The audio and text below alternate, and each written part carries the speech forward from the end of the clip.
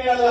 ಜೀವನದಲ್ಲಿ ಬೆಳಿಬೇಕು ಅನ್ನೋ ಹಠ, ಜೀವನದಲ್ಲಿ ಏನಾದ್ರು ಸಾಧನೆ ಮಾಡಬೇಕು ಅನ್ನೋ ಕಿಚ್ಚು ನಿನ್ನಲ್ಲಿದ್ರೆ ನೀನು ಎಲ್ಲಿವರೆಗೂ ಬೆಳಿತೀಯ ಅಲ್ಲಿವರೆಗೂ ಬೆಳೆಸೋದಕ್ಕೆ ನಾವು 3 ಜನ ಇದ್ದೀವಿ, ಬನ್ನಿ ಅಂತ ನೀವು ದಯವಾಗಿ ಹೇಳಿದ್ದಾರೆ. ನಾರ್ಮಲ್ ಆಗಿ ಮಿಡಲ್ ಕ್ಲಾಸ್ ಜನ ನಾವಿದೀವಲ್ಲ, ನಾವ್ ಯಾಕೆ ಧೈರ್ಯ ಮಾಡಲ್ಲ ಅಂದ್ರೆ ನಾವೆಲ್ಲರಿಗೂ ಒಂದು ತಪ್ಪು ಅಭಿಪ್ರಾಯ ಇದೆ.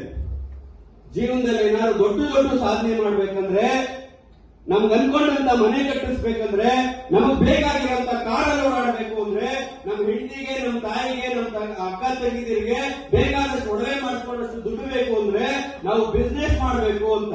ಬಿಸ್ನೆಸ್ ಮಾಡ್ಬೇಕಂದ್ರೆ ದುಡ್ಡು ಬೇಕು. ಬಿಸ್ನೆಸ್ ಮಾಡ್ಬೇಕಂದ್ರೆ ಏನ್ ಬೇಕು ಅಂದ್ರೆ ನಮ್ದು ಫ್ಯಾಮಿಲಿ ಬ್ಯಾಕ್ ಗ್ರೌಂಡ್ ಶ್ರೀಮಂತಿಕೆ ಆಗಿರ್ಬೇಕು ಅಂತ ಕೆಲವೊಬ್ರು ಅನ್ಕೊಂಡಿರ್ತಾರೆ. ಇಲ್ಲ ಒಳ್ಳೆ ಹೆಸರಿರ್ಬೇಕು ಅಂತ. ಸ್ನೇಹಿತರೆ, ಅದೆಲ್ಲ ನಮ್ಮ ಮೂಢನಂಬಿಕೆಗಳಷ್ಟೇ. ನಮ್ಮ ಫ್ಯಾಮಿಲಿ ಬ್ಯಾಕ್ ಗ್ರೌಂಡ್ ಜೋರಾಗಿದ್ರೆ, ನಾವ್ ಎಲ್ಲೋದ್ರೂ ನಮ್ಮ ದುಡಿಸೋಂಗೆ ನಾವೇನಾದ್ರು ಇದ್ರೆ, ನಮ್ಮ ಹತ್ರ ಸಿಕ್ಕಾಪಟ್ಟೆ ದುಡ್ಡಿದ್ರೆ ಜೀವನದಲ್ಲಿ ವ್ಯಕ್ತಿ ಬೆಳೆಯೋದಕ್ಕೆ ಸಾಧ್ಯನೇ ಇಲ್ಲ. ಹಾಗೇನಾದ್ರು ಸಾಧ್ಯ ಇದೆ ಅನ್ನೋಂಗಾಗಿದ್ದಿದ್ರೆ, ಸ್ನೇಹಿತರೆ, ಸಚಿನ್ ತೆಂಡೂಲ್ಕರ್ ಹತ್ರ ಆಲ್ ಓವರ್ ಇಂಡಿಯಾ ಹೆಸರಿದೆಯೋ ಇಲ್ವೋ, ದುಡ್ಡಿದೆಯೋ ಇಲ್ವೋ? ಸಚಿನ್ ತೆಂಡೂಲ್ಕರ್ ಮಗ ಸಚಿನ್ ಆಗೋದಕ್ಕೆ ಆಯ್ತಾ? ಅವ್ರ ಹತ್ರ ದುಡ್ಡಿದೆ, ಹೆಸರಿದೆ, ಎಲ್ಲೋದ್ರೂ ರೆಕಮೆಂಡೇಶನ್ ಅಲ್ಲಿ ಕೆಲಸ ಆಗುತ್ತೆ. ಸಚಿನ್ ತೆಂಡೂಲ್ಕರ್ ಮಗ ಸಚಿನ್ ತರ ಆಗೋದಕ್ಕೆ ಆಯ್ತಾ? ಅಮಿತಾಬ್ ಬಚ್ಚನ್ ಮಗ ಅಮಿತಾಬ್ ಬಚ್ಚನ್ ತರ ಆಗೋದಕ್ಕೆ ಆಯ್ತಾ? ನಿಜವಾಗ್ಲೂ ಜೀವನದಲ್ಲಿ ಬೆಳಿಬೇಕು ಅಂದ್ರೆ ಬೇಕಾಗಿರೋದು ಬ್ಯಾಕ್ ಗ್ರೌಂಡ್ ಅಲ್ಲ, ದುಡ್ಡು ಅಲ್ಲ. ಬೆಳಿಬೇಕು ಅನ್ನೋ ಹಠ, ಸಾಧನೆ ಮಾಡಬೇಕು ಅನ್ನೋ ಕಿಚ್ಚು ಯಾರು ಇದ್ರೆ ಒಬ್ಬ ಬಸ್ ಡ್ರೈವರ್ ಮಗ ಕೂಡ ಇವತ್ತು ರಾಕಿಂಗ್ ಸ್ಟಾರ್ ಯಶ್ ಆಗಿ ಬೆಳೆದು ನಿಲ್ಬಹುದು. ಹೌದು ಅಲ್ವೋ? ಬಟ್ ಏನ್ ಬೇಕು ಜೀವನದಲ್ಲಿ ಬೆಳೆಯೋಕೆ? ದುಡ್ಡು ಬೇಕಾ, ಹಠ ಬೇಕಾ? ಬ್ಯಾಕ್ ಗ್ರೌಂಡ್ ಬೇಕಾ, ಛಲ ಬೇಕಾ? ಆ ಹಠ ಛಲ ನಿಮ್ಮಲ್ಲಿ ಇದೆಯಾ?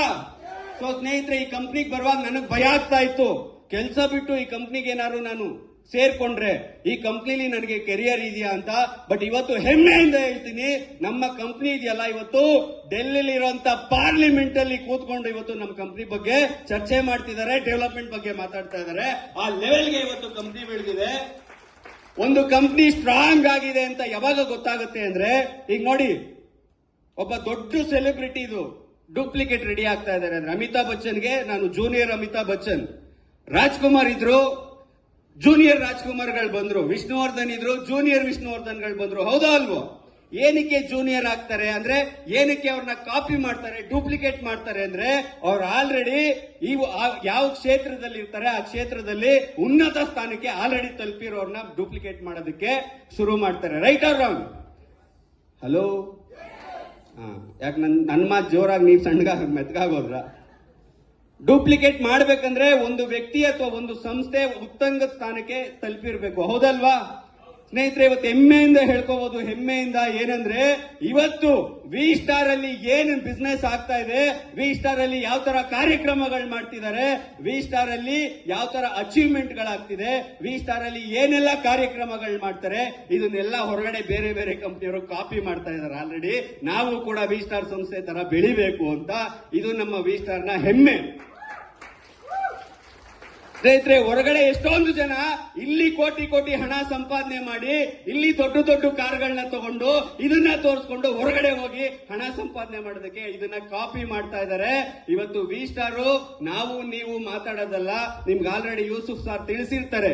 ಎಲ್ಲಾ ಮೀಡಿಯಾ ಚಾನೆಲ್ಗಳಲ್ಲಿ, ಎಲ್ಲಾ ಕನ್ನಡ ದಿನಪತ್ರಿಕೆಗಳಲ್ಲಿ, ನ್ಯಾಷನಲ್ ಪ್ರೋಗ್ರಾಮ್ಗಳಲ್ಲಿ ಎಲ್ಲಾ ಕಡೆ ನಮ್ಮ ಕಂಪ್ನಿ ಹೇಗೆ, ಅದು ಕೂಡ ಇಲ್ಲಿಂದ ಬೆಂಗಳೂರಿಂದ ಕ್ಯಾಮ್ರಾ ತಗೊಂಡು, ರಿಪೋರ್ಟರ್ ತಗೊಂಡು ಚಿಕ್ಕಮಂಗ್ಳೂರ್ಗೆ ಹೋಗಿ ನಮ್ಮ ಹೆಡ್ ಆಫೀಸ್ ನ ವಿಡಿಯೋ ಮಾಡಿ, ಪ್ರಾಡಕ್ಟ್ ನ ವಿಡಿಯೋ ಮಾಡಿ, ವೇರ್ ಹೌಸ್ ನ ವಿಡಿಯೋ ಮಾಡಿ, ಕಂಪ್ನಿ ಸಂಸ್ಥಾಪಕರನ್ನ ಬೆಂಗಳೂರು ಸ್ಟುಡಿಯೋಗೆ ಕರೆಸ್ಕೊಂಡು ದಿನ ಪೂರ್ತಿ ಇಂಟರ್ವ್ಯೂ ಮಾಡಿ, ಅರ್ಧ ದಿನ ಟಿವಿಲಿ ಲೈವ್ ಕಾರ್ಯಕ್ರಮಗಳನ್ನ ಕೊಡುವಂತ ಕೆಲಸ ಇವತ್ತು ದೊಡ್ಡ ದೊಡ್ಡ ಕರ್ನಾಟಕದಲ್ಲಿರುವಂತಹ ಮೀಡಿಯಾ ಚಾನೆಲ್ಗಳು ಮಾಡಿದೆ.